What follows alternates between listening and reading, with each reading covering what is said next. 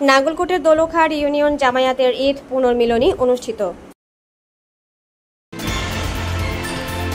আপনারা দেখছেন সিএসটিভি, আমরা জনতার কথা বলি।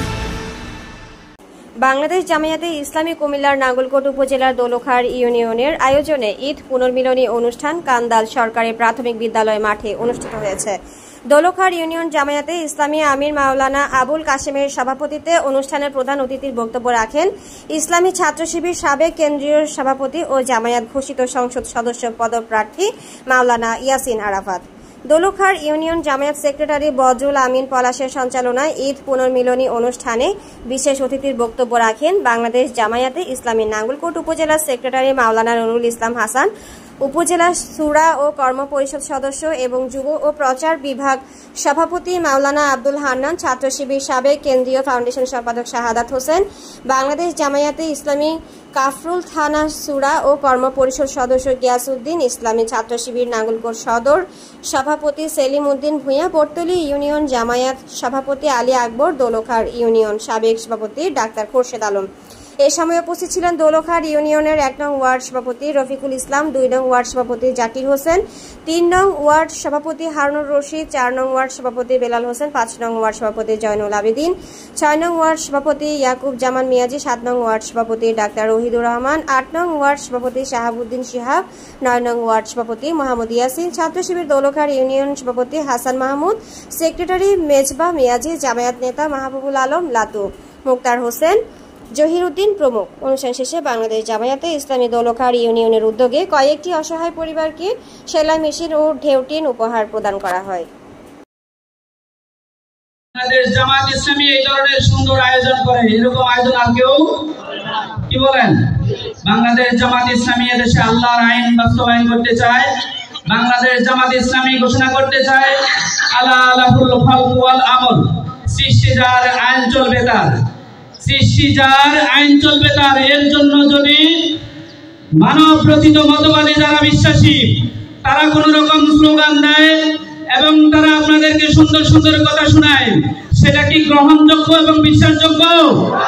তাদের পক্ষেই সম্ভব যারা কোরআনের কথা বলে, দার্সের কোরআনের কথা বলে, যারা আলোচনা করে কোরআনের ভিত্তিতে, শাসন করার কথা বলে কোরআনের, যারা সংসদে পাঠাতে চায় কোরআনকে, যারা মানুষকে কোরআনের দিকে আহ্বান করে, ঘোষণা করে ওমান আহসানু কওলাম মিম্মান দাআ ইলাল্লাহ ওয়া আমিলা সালিহান ওয়া ক্বালা ইন্নানী মিনাল মুসলিমিন। যাদের কর্মসূচি থাকে শুধু কোরআনের বাণীকে সংসদে এবং গ্রাম থেকে শুরু করে রাষ্ট্রের সর্বোচ্চ পর্যন্ত সকলে পর্যায়ে কোরআনের কথা থাকবে, কোরআনের আইন দিয়ে মানুষ এবং সমাজের রাষ্ট্র চলবে, সে আহ্বানে কি আপনারা সাড়া দিতে প্রস্তুত? সেজন্য কোরআনের মানুষগুলো লাগবে কিনা? সেজন্য সোনার মানুষগুলো লাগবে কিনা? সেজন্য দুর্নীতিমুক্ত মানুষগুলো লাগবে কিনা?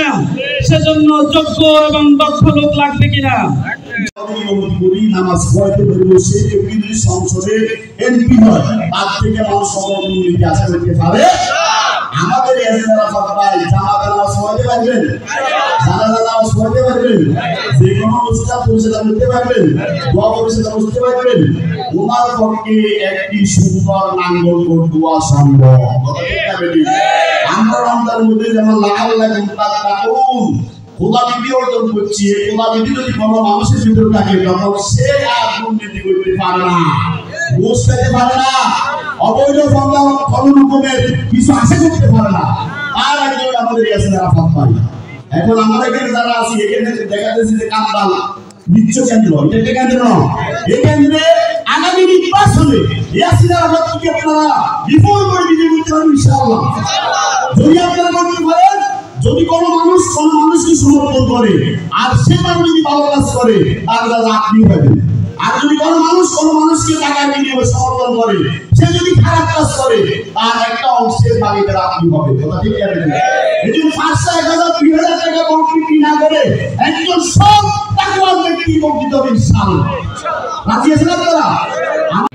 পাপ পবিত্রতা মুক্ত করে প্রতিষ্ঠা করার রাজনীতিকে দূরীভূত করে চাঁদাবাজি, টেন্ডারবাজি, দখলবাজিকে মূলত প্রদান করে আমরা একটা নতুন নাঙ্গলকোট গড়ে তুলতে চাই। আমাদের খেটে খাওয়া নিবন্ধ মানুষ, কৃষক, শ্রমিক, মজুর যারা, তারা নেতার কাছে, রাষ্ট্রের কাছে বেশি কিছু চায় না। তারা দুবেলা পেট পুরে খেতে চায়, তার সন্তানের ভবিষ্যৎ নির্মাণ করতে চায়। কিন্তু আমাদের সমাজে সুজলা সুফলা বাংলাদেশ বহু সম্পদে ভরপুর, আলহামদুলিল্লাহ। আমাদের সম্পদের কোনো অভাব নেই, আমাদের অভাব হচ্ছে সৎ নেতৃত্বের, ঠিক কিনা?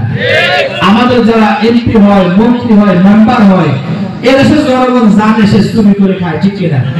এদেশে জনগণ জানে তাকে 10 কেজি চাল দেওয়া হয়েছে, আরো 20 কেজি মেম্বার মেরে দিচ্ছে, চেয়ারম্যান মেরে দিচ্ছে, ঠিক কিনা? অথচ এই অধিকার যে ছিনিমিনি খেলা হয়, কালকে আমাদের ময়দানে জবাবদিহি করতে হবে কি হবে না? যে সকল মেম্বাররা, চেয়ারম্যানরা, এমপিরা, মন্ত্রীরা জনগণের টাকা তসরুফ করে খায়, তাদেরকে কালকে আমাদের ময়দানে জবাবদিহি করতে হবে। ওই গরিবের জন্য যে চাল বরাদ্দ ছিল, সে চাল আপনি লুটুপুটে খেলেন, গরিব যে না খেয়ে থাকলো তার প্রতিটি দীর্ঘশ্বাস আপনার জন্য অভিশাপ হবে, ঠিক কিনা? এই জন্য যারা লুটুপুটে খায়, সময় ব্যবধানে দেখা যায় তার ঘরে শান্তি নাই, ঠিক আছে, গরিব না খেয়েও তার ঘরে শান্তি আছে, ঠিক কিনা? প্রিয় ভাইরা আমার, আমরা এবার একটি রাষ্ট্র ব্যবস্থা প্রতিষ্ঠা করতে চাই। ধনীদের সম্পদে গরিবের হক থাকবে, তার পাশাপাশি গরিবের জন্য রাষ্ট্রের পক্ষ থেকে যতটুকু বরাদ্দ থাকবে, নেতা যিনি হবেন, মেম্বার যিনি হবেন, এমপি যিনি হবেন, মন্ত্রী যিনি হবেন, তিনি গরিবের প্রত্যেকটা অধিকার পাই পাই করে গরিবের কাছে পৌঁছে দেবেন, ঠিক কিনা? এমন একটি রাষ্ট্র হলেই আমাদের সমাজে শান্তি আসবে। আপনারা দেখছেন CS টিভি, আমরা জনতার কথা বলি।